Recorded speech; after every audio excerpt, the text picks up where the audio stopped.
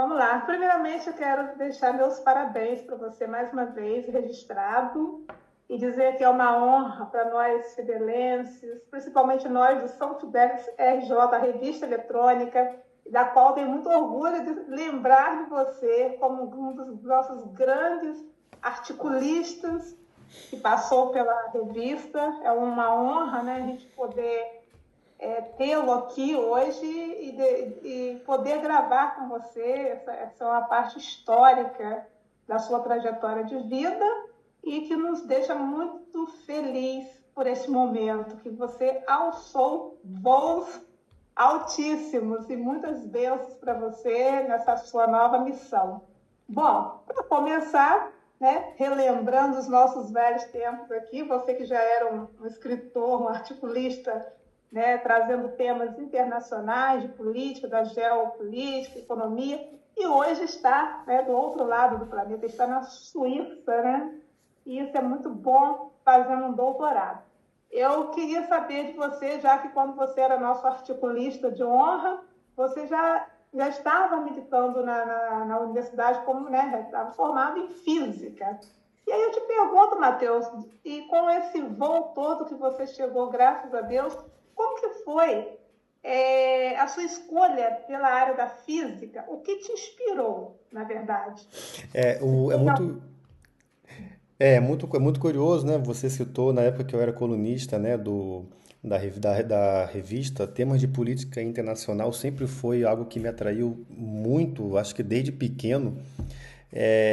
Durante o ensino médio, eu tive as diversas aulas de geografia com a grandiosa professora Manuela Assis, que me deu aula de geografia no ensino médio, e a gente discutia bastante, a turma era muito reduzida, e a gente tinha diversas discussões sobre política internacional, sobre a geopolítica do mundo contemporâneo. E por incrível que pareça, eu nunca fiquei reprovado em matéria de geografia e de história, mas em física eu já fiquei 3 vezes durante o ensino médio, olha só. E aí, é, Muda a física, né? eu achei física mais interessante, né? Parece ser mais difícil. Aí eu falei, deixa eu fazer texto na minha vida, porque o outro eu achei muito fácil. Mas é.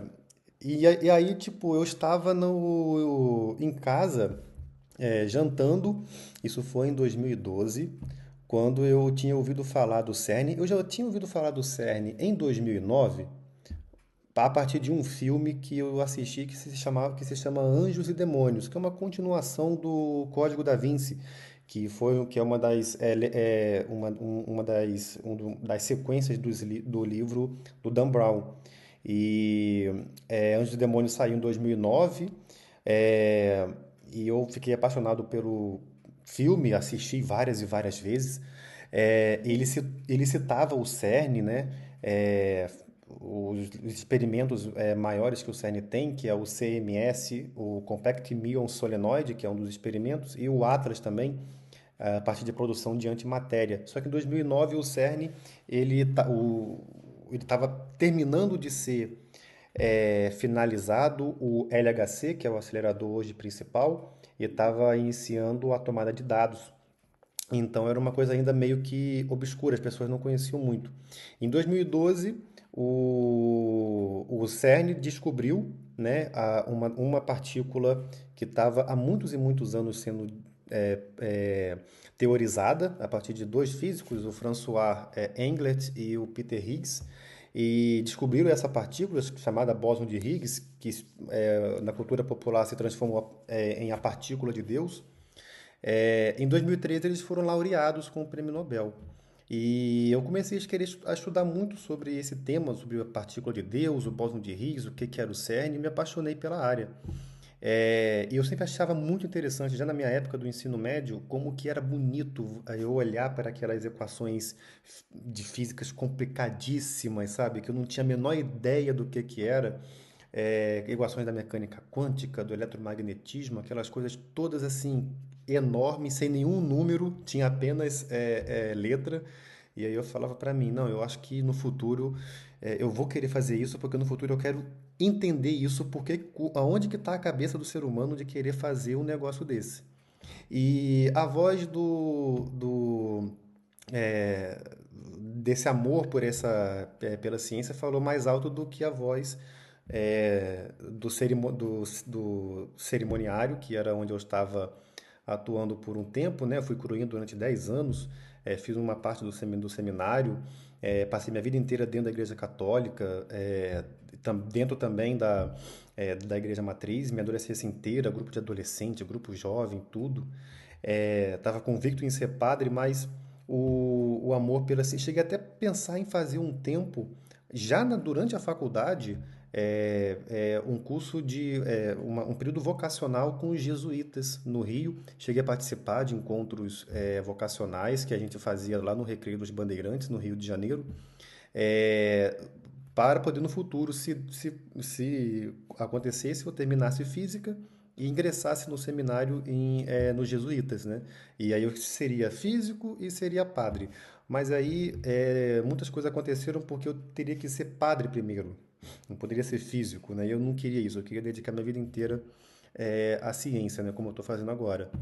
E a partir desse momento, toda a minha vida foi construída em cima do que eu construí, do que eu cheguei hoje, né? Desde lá em 2013, quando eu estava numa palestra vocacional, e a psicóloga perguntou para a gente, né, o que que a gente esperaria em ser daqui a 10 anos. Eu falei que eu quero ser o físico do CERN. E, bom, construí a minha vida acadêmica inteira para poder chegar aqui. Ano passado eu tive esse privilégio de poder trabalhar no experimento que descobriu a partícula de Deus lá em 2012, que deu o prêmio Nobel ao François Ingrid e o Peter Higgs. Que legal. E a gente percebe que toda essa relação sua da convivência, pelo tempo que você passou como coroinha, né? Toda essa envolvência dentro da religião, e isso realmente favoreceu, né, em certo ponto, essa curiosidade, porque essa relação da física, como você muito bem colocou, dessa experiência toda da velha de filme, e ela nos envolve essa coisa meio quase transcendental. Hoje em dia É, está muito famoso essa história do coach quântico, né? De como que a energia e a matéria se comportam.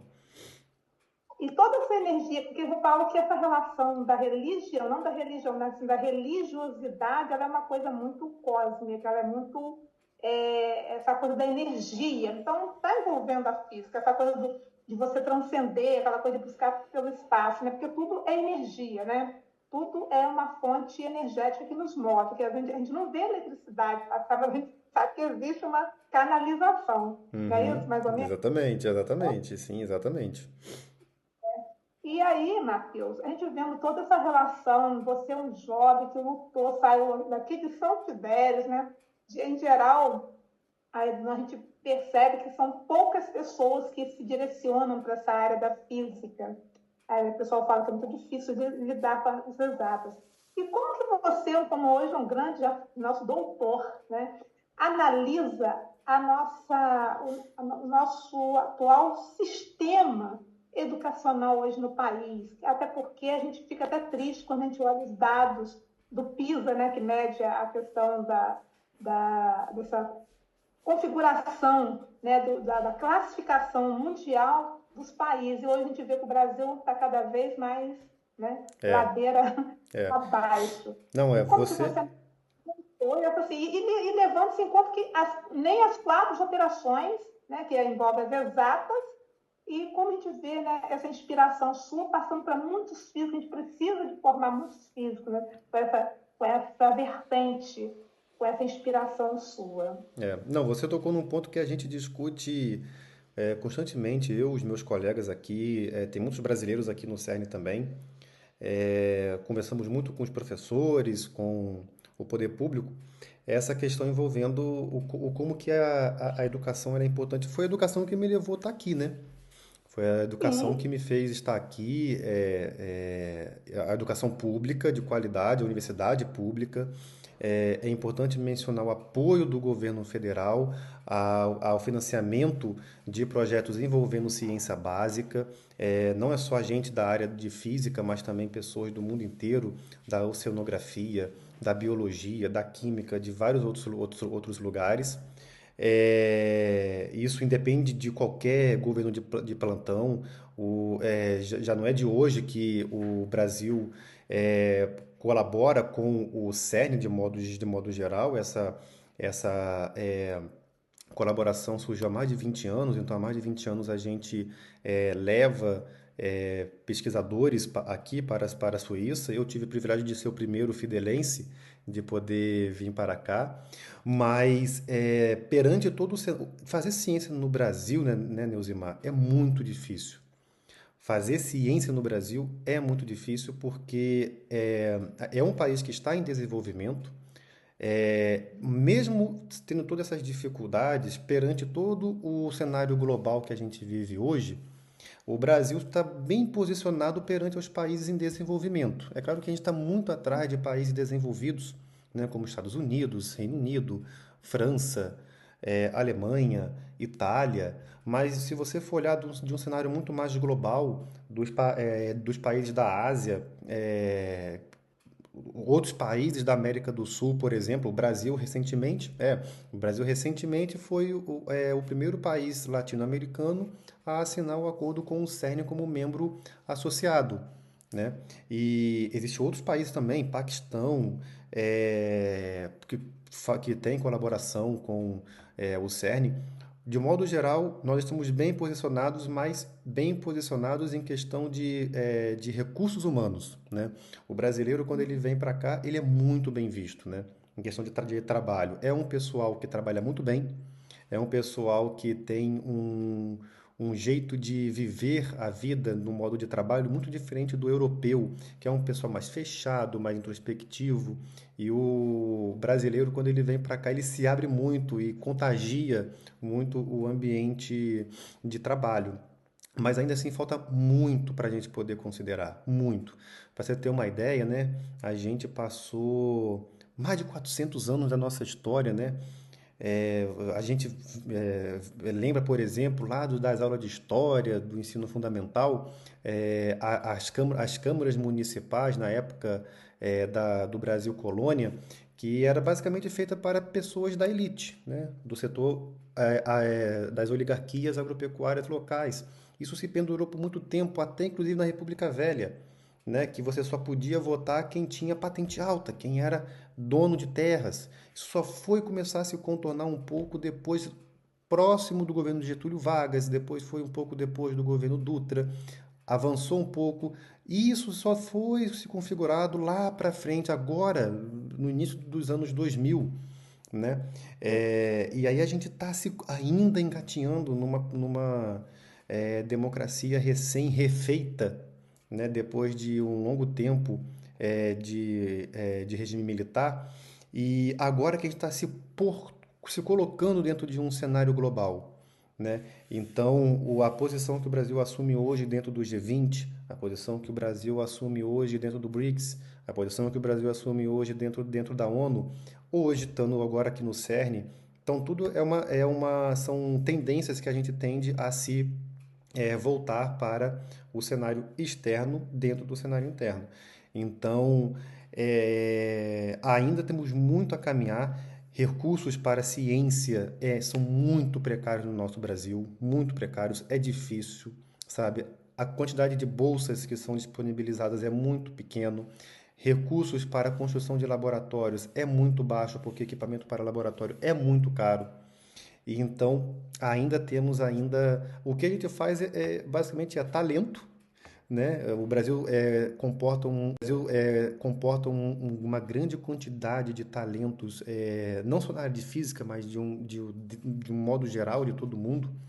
Mas se a gente pegasse esse talento, misturasse com recursos que nós tivemos, se tivéssemos comparação com os Estados Unidos, com outros países da União Europeia, e a gente seria o melhor do mundo, com certeza. Que bom, a gente fica, né, muito feliz, Matheus, de ver que você, né, a gente, como você colocou bem aí, apesar de todos os problemas que a gente tem, e o Brasil está caminhando, né, engateando ainda, mas a gente tem esperança, né, que grandes profissionais como você, né, que a gente tem alguns profissionais fidelenses aqui, que estão fora do país buscando conhecimento, e louvável, porque são destaques. É você, é o Esdras Raposo, que está lá na Estudei com Holanda, Esdras, sim, estudei com Esdras. Esdras, né? Então, são figuras são importantes hoje que sirvam de exemplo para a nossa clientela que aí se encontra e que sejam inspiradores, né? Que sirvam de fonte inspiradora para esses novos alunos que estão Exatamente, aí. exatamente, claro.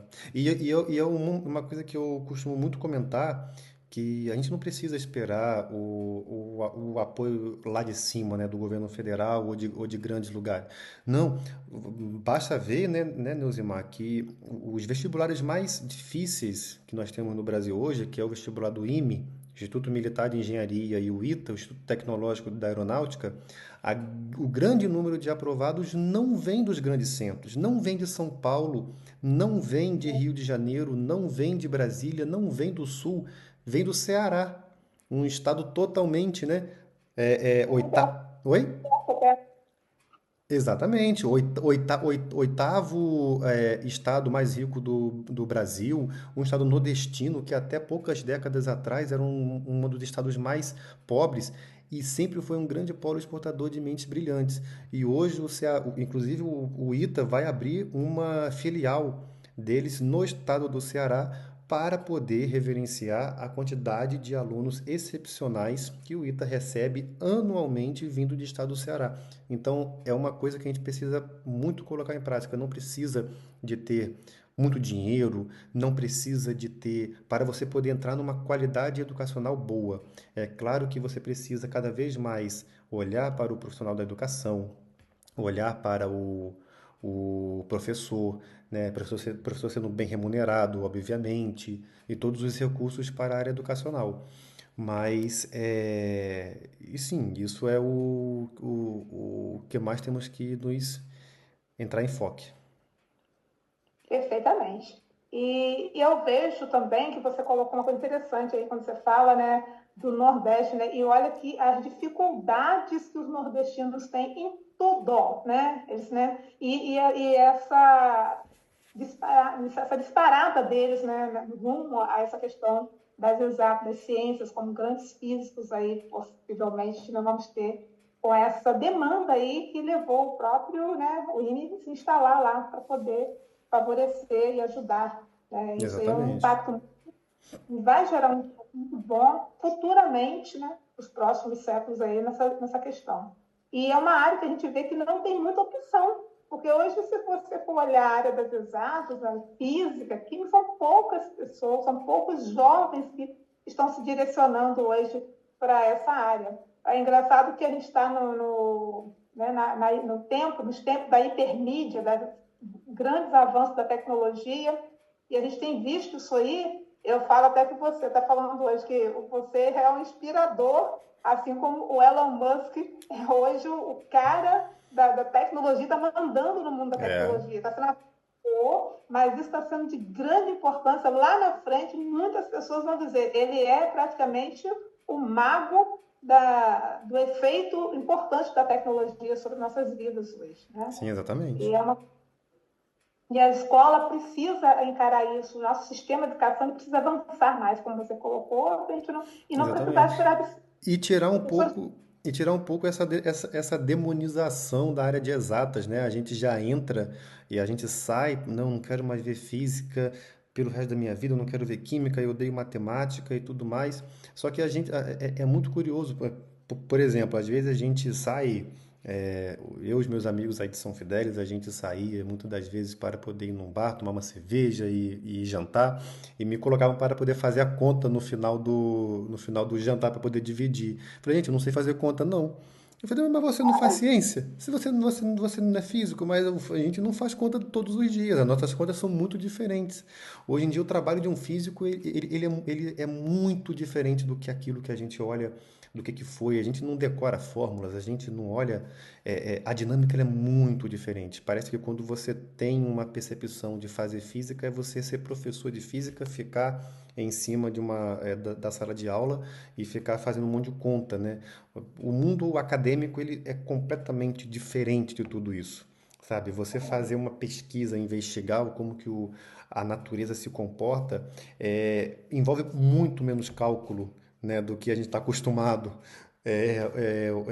a ver e a sentir, né? E acho que essa prática deveria ser cada vez mais dada em forma, né? Principalmente pelos professores por si só, né?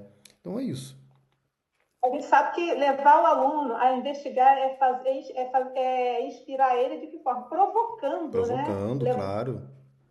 Havia Sócrates, levava os seus alunos, o que é isso? Eu estava no caminho, se viram, agora vocês têm que investigar. Muito interessante essa parte da filosofia, né? Já direcionando essa provocação como forma de investigação, né? O que é o homem, né? Como Platão dizia, pegava lá um franguinho pelado e dizia o que é o homem, né? Naquele grande mercado na era do Egito, em Ágora, né? Aquele Uhum, grande isso. mercado os filósofos, né, a se inspirar, e daí foi nascendo toda, né, a função, a historicidade da filosofia, né, com esses grandes mestres filosóficos que deixam essa margem de provocação para todas as áreas, principalmente a física, essa parte da quântica, né, essa coisa de você mensurar, de você investigar e que está sempre se questionando, nunca parar naquilo ali. É o que a gente Uhum. vê hoje, os alunos, desde a da educação infantil,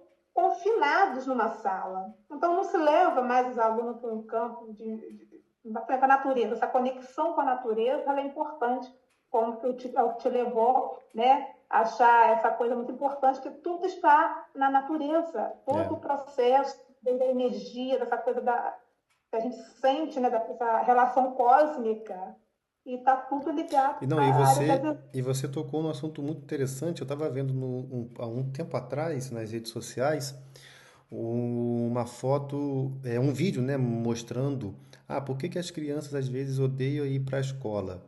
E aí mostrava, por exemplo, as escolas municipais, a fachada das escolas municipais e a fachada do postinho de saúde. E eram fachadas completamente parecidas. E aí, por quê? A criança entra no postinho de saúde porque ela está passando mal, porque ela vai tomar uma injeção, porque ela vai se consultar, porque ela vai ficar desconfortável. E aí ela volta para o cenário da escola, ela vê a fachada igual. Ela olha para a sala de aula, tudo enclausurado, duas janelas, parecendo uma prisão, sabe?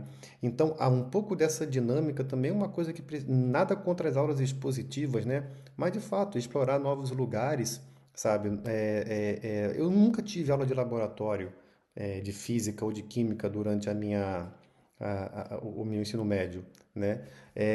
E sendo que a gente tinha uma grandes universidade de excelência é, próximo da cidade, ali em Campos dos Goytacazes, como era o IFE, como era a UENF, que poderia, por exemplo,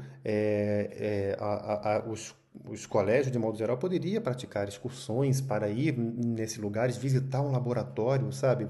Sabendo que poderia possivelmente fazer uma iniciação científica júnior, junto com o professor, ter um primeiro contato com a pesquisa. Isso só fui descobrir na faculdade, sabe? A gente recebe muitos alunos de ensino médio dentro da UERJ para poder fazer essas iniciações científicas júnior com a gente, né? Um primeiro contato direto com a pesquisa em si, com o ambiente universitário. E isso é uma coisa que a gente perde muito no interior, né? E o que é muito curioso, porque a gente continua tendo aulas de física, aulas de química, aulas de biologia, mas a gente se forma cada vez mais médicos, advogados, fisioterapeutas e psicólogos, que são cursos que a gente não tem no nosso curso regular. E física, química, biologia, a gente não forma muita gente. Então, o que está acontecendo de errado? Sabe? Então, uma coisa que a gente deveria de fato parar para poder pensar tirar um pouco dessa demonização, né, do que seria o curso de física em si. O curso de física é um curso muito gostoso. É claro que tem muita dificuldade, assim como todos os cursos têm, tem que estudar muito, né? Mas você descobre muita coisa legal, sabe? Você vê as coisas acontecendo, é fantástico. E eu tô aqui graças à física.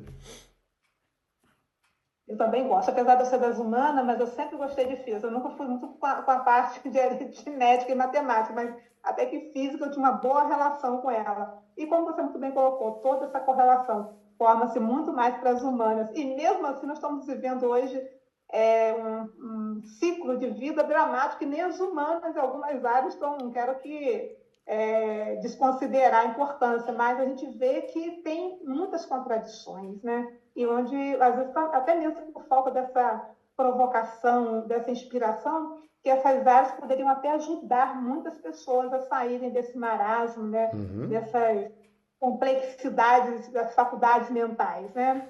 Quando você trabalha muito a mente, você começa a trabalhar sua mente em vários campos, a gente desenvolve mais e acaba não tendo até, evitando até outras doenças, né?